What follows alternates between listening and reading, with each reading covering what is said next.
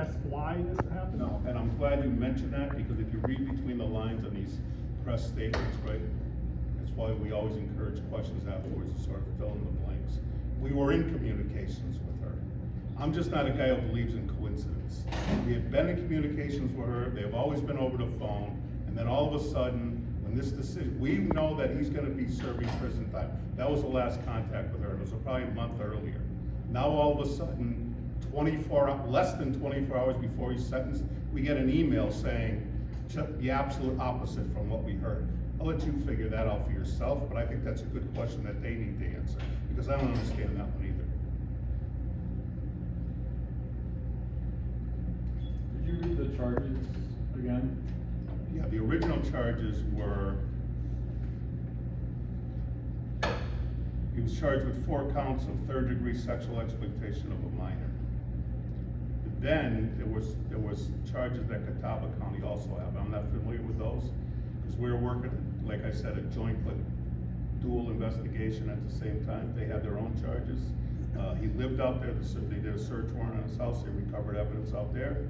So they had their own charges that they also went forward with. Don't know what happened with those charges. Again, we weren't told anything like that. Those were in addition? Yeah, exactly. And then these new charges against the prosecuting attorney, what are they? I don't know what they took. So they took our charges and went forward on one of our charges and one from Catawba County, but there are many more. Not sure why they didn't go forward with those. The mayor may want to say something. Sure, thank you, Chief. First of all, I appreciate the chief, and I can't help but reiterate what he said. We have truly the best police officers in the country who take such pride in protecting the public. And when it came time to somebody that was in our own family did this, they were the quickest to turn and make sure they investigated and got every bit of evidence to make sure this person went away for as absolutely long as possible. We expected max sentences for this crime.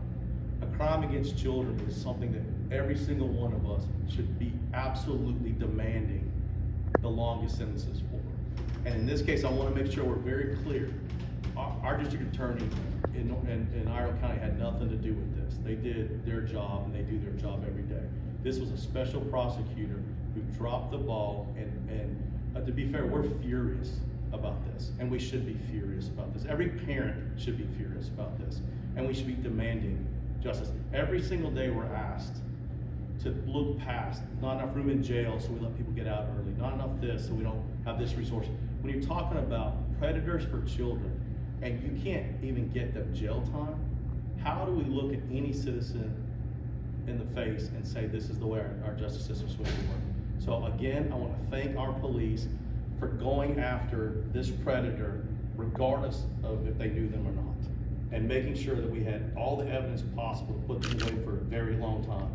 And I can't help but just, my heart goes out to them as well, because it's got to be absolutely disappointing when they see this result for all their hard work as well. So I ask that everybody ask that same question.